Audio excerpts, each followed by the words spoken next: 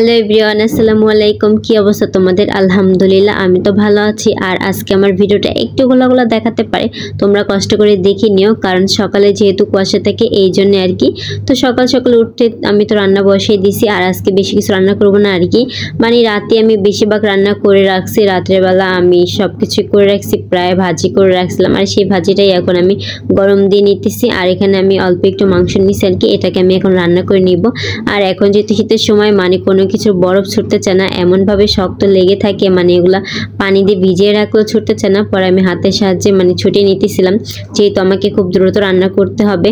তো আমার এখানে হাত ছোটানো হয়ে গেছে, মানে বরফ ছাড়ানো হয়ে গেছে। তো ভালো করে একটু ধুয়ে নিছি, আর ধুয়ে নিয়ে এখন এটাকে হলুদ মরিচ লবণ দিয়ে ভালোভাবে মাখিয়ে নিব। আর এটা হচ্ছে পোলট্রি মুরগি, আর এই পোলট্রি মুরগিটা ভেজে রান্না করলে না মজা লাগে, অনেক খেতে ভালো লাগে, মানে শক্ত শক্ত লাগে। তো আমি ভালো করে এখানে ভেজে নিব। আমাদের বেশিরভাগ পোলট্রি মুরগি আনা হয়, কারণ আফি পোলট্রি মুরগি খেতে পারে, ও অন্যান্য মুরগি খেতে পারে না। অন্যান্য মুরগি কেমন জানি ও খেতে চায় না, আর ওর জন্য আমার পাঙ্গাস মাছ খেতে, মানে কি বলবো, এখন সব মেয়ের পছন্দের জিনিস আনা হয় বাড়িতে।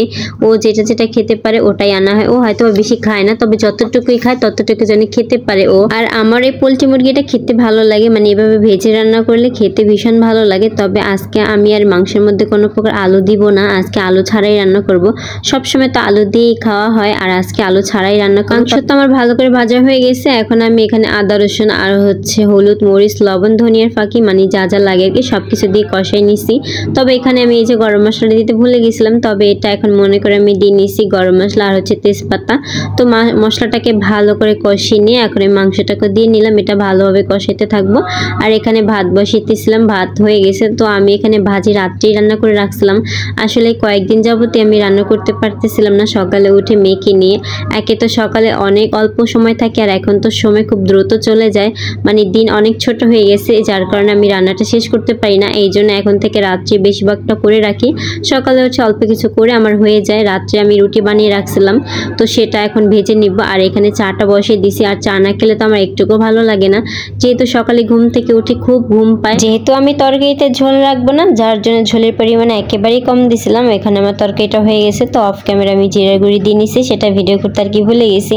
আর রাতে যেহেতু অনেক কাজ করে রাখছি, এই রুটিগুলো বানিয়ে রাখছিলাম, আর রুটি বানাতে সকালে অনেকটা টাইম চলে যায়, আর নাস্তা বানানোই হয় না, যার কারণে আফির বাবা নাস্তা না খেয়ে তার যেতে হয়।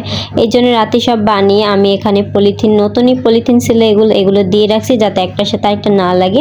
আর আমি ডিপ ফ্রিজে রাখছিলাম, আর এটাতে রাখলে আমার কাছে খুব ভালো মনে হয়, যাতে একটার সাথে একটা লাগে না, তো খুব সহজে আমি ভেজে নিতে পারি সকালে। এই বড় ভিডিওগুলো দিতে না আমার কাছে খুব ভালো লাগে, ভয়েস দিতেও ভালো লাগে, প্লাস এডিটিং করতেও ভালো লাগে। তবে এই 5 দিন ধরে আমি টানা ভিডিও দিতে পারি। আসলে আমার পেজে কোনো প্রবলেম হয়নি, প্রবলেম হয়েছিল আমার মেন আইডিতে, অ্যাডমিন আইডিতে, যার কারণে আমি পেজে ঢুকতেই পাই না। আর এইদিকে দেখো চা রান্না করবো, আমার যে চা পাতা শেষ হয়ে গেছে সেটাই আমার খেয়াল নাই।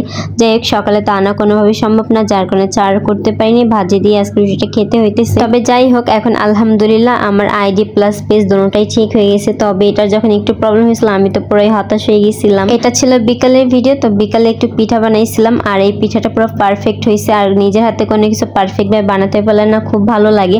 তবে আমি তো এমনি তো পিঠা কোনো কিছু বানাতে পারি না, তবে এখন নতুন রাঁধুনি তো একটু করে চেষ্টা করতেছি। তবে এটা আমার ইউটিউব থেকে শেখা, মানে ভালো লাগছিল, মানে আমি এখানে ডোটা ভালো করে গুলতে পারছিলাম, যার কারণে পিঠাগুলো খুব ফুলকো ফুলকো হয়েছে। আর খুব ফুলকো ফুলকো পিঠা দেখতেও খুব ভালো লাগে, মাশাআল্লাহ। আমি তো নিজের পিঠাগুলো দেখে নিজেই পুরো ফিদা হয়ে গেছিলাম যে এত সুন্দর করে পিঠা বানিয়েছি। তবে খেতেও কিন্তু অনেক মজা হয়েছিল। আজকের মতো আল্লাহ হাফেজ।